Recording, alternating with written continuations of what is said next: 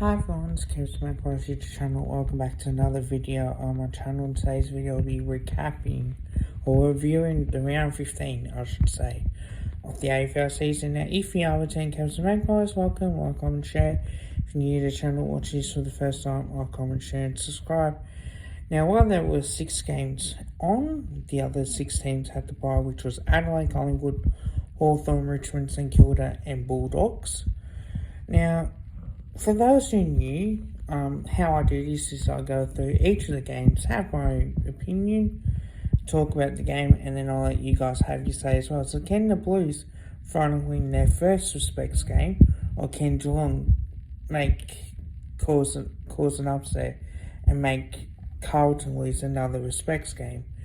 Can the Power win for their 20-year anniversary of the 2004 Premiership, or can Brisbane cause a massive upset at the Adelaide Oval? Can the Giants battle the bridge, or will the Swans be too good? Can the D's continue on, finally get the job done against North Melbourne? Can North Melbourne cause another upset? Can the Bombers perform really well at Marvel Stadium against a weaker West Coast Eagles, or can the Eagles cause another upset? Can the Dockers win at home, or can the Suns win away from home? Now, I'll go through Carlton versus Geelong. What a win for the Blues. Their first respects win, 21-12, 138 to 11-9, 75. One thing I will say is, credit to Carlton, they probably played really well. And I think it would have been up in that third quarter and even the second quarter, where Geelong did have a bit of momentum. They just could not finish off with the footy. That's what it was in the end. And I thought Carlton played really well and they deserved the win. But I think with Geelong, they're so overrated. And what I mean by overrated is that their older players, they're playing a lot of the older players, and they're just not stepping up anymore. They've had injuries. Hawkins went down as well, but they had no ruckman. And again, that's always going to be an issue. But for that as well, I think it is time for Geelong to start rebuilding. And I disagree what Chris Scott says, that he still thinks that they can make an impact. But they've fallen away dramatically from being 7-0 to fall away inside the top 8. And they are in for a rebuild, as you can see. Dangerfield played pretty well, as we all expect. But when you have Cripps had 41 disposals and really put on the show, Welsh had 33 as well. Charlie Curnow, questionable free kicks that he got, 5 goals 2 from his 13 disposals. Jeremy Cameron kicked 3 goals 3, 1 could have been taken off. Shorten only had 15, but he was held quiet as well. But Aaron Mackay kicking 3 goals, which is crucial for him. And I think the way that Carlton just beat them in the clearances and just beat them in pace and take the game on, I think they're a lot better than what Geelong were. And I think with Geelong is that you look at them and you go, well, they were 7-0. They're the only undefeated team, and when they lost, you thought, okay, they would respond. But they just haven't. And they do have tough games coming up. And there are 7th on the ladder currently. So it's between them and Port Adelaide, Melbourne, interesting Brisbane as well, and the Bulldogs. So, it does really get interesting around what will happen. But having said that too, I do think it's time to start this rebuild. I think they've had it. And I think now, they won the Premiership in 2022, yes, but they missed out finals last year. And yes, there were injuries, and there were injuries this year, but for a team that's meant to be the oldest list in the competition, I think it's time for them to start phasing out these old guys. Their list strategies every year is to compete, right? Is to compete every year for top 4, give yourselves a chance to play finals. But it only takes you so far until reality is that you need to start rebuilding. And I think Geelong have had a successful run, and I think they generally have, been playing finals 2018, 2019, 2020, 2021, 2022, and even 2017 as well as 2018. So they've been playing finals 2016 and missed out 2015 as well. I've been playing finals ever since. But I guess for me is that their ability to play really well, they just haven't got it, Hawkins is a has-been now. He hasn't kicked many goals. He's done fuck all in a sense. And I think, while he's been a champion for that team, I think it is time for him to hang him up, and I think it's time to start retiring a few of these players and start getting the younger players in and start playing and plan for your 5, 6, 7 years, because Tasmania is coming in, so you want to start hitting the draft as well as much as possible. And yeah, it's very disappointing for Geelong. Credit to the boys, they played really well, but it is what it is when it comes to Geelong, because they were 7-0, and that's probably the biggest story. Cullen, congratulations, Respects game 1, the first Respects game, but it should never be like that. A Geelong team just don't fold like this. They really don't. So again, it is interesting. Now, Brisbane won by 79 points now. 23-14, 152 to 10-13, 73. Port Adelaide were terrible. One thing I will say, Ken Hinkley needs to be sacked after this performance. Credit to the Lions, credit to Chris Fagan when he does get the job done, but I think you need to praise the coach when the team gets the job done, on making that right moves and all of the rest.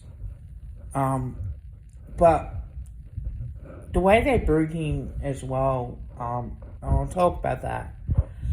Look, it is probably a bit disrespectful. I know it's the industry, and I certainly improved any of the coaches that we had. But 12 years haven't made a grand final, haven't won a premiership in those 12 years. And one thing that we do know with ball is that they play well in the home and away, but they lose big games. They choke in big games. They choke in finals. And the evidence is certainly there. The evidence was when they played us, right? The evidence was well and truly there. They just haven't played their best football.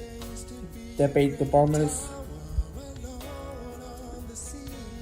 Now they're 1 point in front against us, and they choked that. They only just got on against the Saints, and that was really neck and neck as well. So that could have gone either way. So they really haven't started off well. Then they lost to the Crows in the showdown. That's another massive game for them to lose. They just beat the Cats as well, but then again, they did allow Geelong team to come back. And then this is about their failed ways. They were 42 points down against the Hawks. 40 points down. They only just won by a point. So realistically, they probably should drop that game. And if it wasn't for Hawthorn choking the last minute and a half and throughout that whole game, they probably would have won. And that's a sense of occasion as well. They beat up North Melbourne, or anyone can beat up North Melbourne at this rate. But to lose Carlton by 36 points, disappointing, especially at home.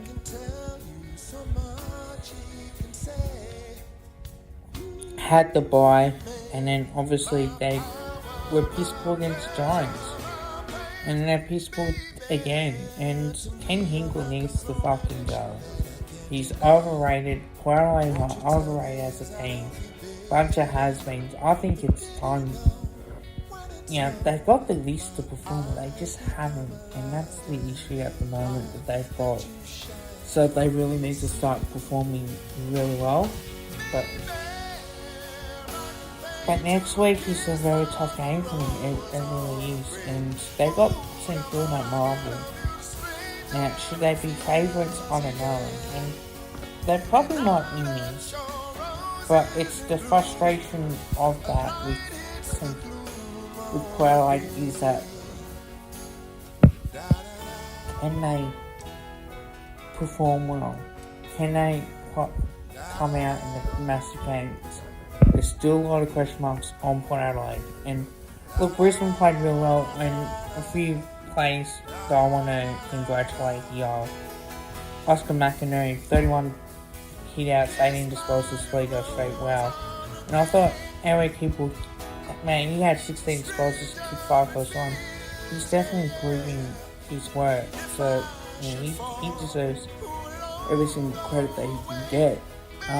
But you look at Adelaide as a whole, I don't agree with supporters booing him when he came up on the screen. I know Adelaide fans are very vocal when it comes to that, but then you can't just say you blame him for the loss, but then when they win, it's Josh Carr. I think some sorts of, you got to give credit to Ken Hinkley and the coaching staff as well. And mind you got to be critical, not just Ken Hinkley, because Ken Hinkley, I think, is overrated. I think what he's done for Adelaide, I think he's been good. But for me, the question marks are always going to be there, and it still will be if they don't play finals. They're probably just lucky enough to make the 8. But if they lose, they are in free fall. They really are. Now, the Swans going to drop down by 27 points. Look, 15, 12, 102 to 11, 9, 75. Well, it didn't look like at any point they were going to probably lose. They did drop off a little bit. I mean, there were 58 points in front of the Swans. And Swans and the Giants did come back a little bit, but I think it's due to the fact was it's 27 points that they just took the foot off the accelerator a little bit, and a win top of the ladder. They will have their downtime and their down period. It is coming. I still have a bit of question marks on them. Again, the finals record at NCG is huge. It doesn't matter if you can win during home and away. That's where the grand final is. And we know they don't like playing well on grand final day as well. So that is a massive issue as well. Now, North Melbourne were gallant, only to lose by 3 points. 11-4-70 to 10-7-67. Now, the leads for that game was remarkably not as massive, 39 points. It's still a big lead, nearly 40 points. But to come back, especially in that third quarter, and to get within 3 points of Melbourne, who just can't bloody score, and that's the obvious. Again, I'm disappointed with the crowd, to be honest. That is just piss poor from a crowd point of view as well. Like, you can't do that, Melbourne fans. You've got to show up. Only 28,774 people. I mean, that's pretty piss poor itself. You should be bloody showing up. Have Melbourne checked down. Now they've got injuries and all that sort of stuff, but still no excuse. I've got massive doubts on Melbourne whether or not they play finals. Now, while people will say, well, you had Port Adelaide Melbourne in there, you had Port Adelaide 4th and Melbourne at bottom half of the top 4. The only reason why I said that is because, realistically, Melbourne will play finals, but they won't do any damage. Same with Port Adelaide, they'll bank enough wins to make top 4, but they don't do any damage in finals. They choke in big games, they choke in finals like that. So for me, there are a lot of question marks on Melbourne. Their game plan is so boring and slow.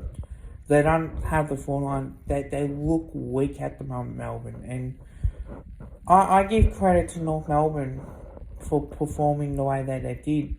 But Melbourne should not allow that game to be 3-point margin. That should have been at least a 10-goal win at least. And they stopped, yeah, fair enough. But at the end of the day, like, you got to perform well. And while Melbourne did get the win, and credit for them to winning another tight game like that. But I just think that where they were, and they had the bye, but to lose to us, again, poor.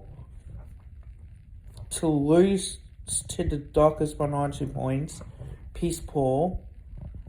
And then, obviously, again, they only beat St Kilda by 38 points, but that wasn't a massive crowd. And then, again, they lost to West Coast, so they haven't been in great form. And then lost to Carlton by a point, and that could have gone either way. So, realistically, Melbourne aren't in great form, and they need to start turning around. But if they don't, then they're in serious trouble as well. But it's just the way it is. Like footy, you're not always going to be up there week in, week out. But having said that too, this was an opportunity for Melbourne to play for the fans, and probably they did. But at the same time, like the fans aren't rocking up. It's shit show at the moment. West Coast were very brave against the Bombers. 19-8, 122, 13-14, 92. I thought that was a good performance from the Bombers. I thought they played really well. They stood up for when it mattered. They were 30 points in front in that last quarter. That was probably the biggest lead. But they stood up to West Coast all day and responded when they did. And now, West Coast can play like that. Can they keep that momentum going into next week as well? So, I think for me, you know where you're at with Essendon. I think they generally can be a finals team. But it's all about how they play well in big finals against top 8 teams as well. Probably not ready just as yet, but having said that, they'll need to be. I think as well, Fremantle getting the job done by 20 points now. Well, it was sort of like a defensive game. Credit to Justin Lomia for keeping Damien Harder quiet, but it definitely did felt like that as well, in the way that the game was played. And I thought Fremantle showed enough to get the job done. They were 35 points in front. They were in control for majority of that game, if not 95% of it. I thought that they were 3 points down at quarter time, but then they just dominated since then. And what can you say? It's just the way the games are played. Oh. So it's again, like I said, Gold Coast, they win at home, but they lose away, and it's just not good enough. They need to start pinching a few of the away wins as well. That while they were competitive against St Kilda, they probably could have won that. But having said that too, you just got to play to the whistle, and you just got to keep playing no matter what. So, the record is poor, we know that, but having said that, it will get looked at. Can they be trusted this year? Or it doesn't look like they will. They've got enough home games to win them, but it's just the away record. Got to be able to keep winning away games as well. So, for me, the teams Melbourne I've done, Port Adelaide are done, Geelong are done. Right now, Geelong needs to start rebuilding. I play the kids now. I wouldn't even bother trying to think positively for another 8 rounds or so, because you got to start playing. In round 15, if they don't make finals now, I think it's time to start rebuilding the list and playing the kids, because it's the only way they're going to do it. I think for Melbourne as well, they're in massive trouble. They got no forward line. They got rid of Gawn, who would help Gawn, but with Grundy, I should say, that when they got rid of Grundy, but I don't know, it's just peaceful as well. And Port Adelaide, a bunch of chokers now. They got that reputation of being a choker. That they play shit in big games, and you just can't trust them now. You really can't. Every week is a massive game. If they don't respond, they're in big shit. But I hope you guys liked the video. Don't forget to drop a like as well as dropping the sub. Bye for now.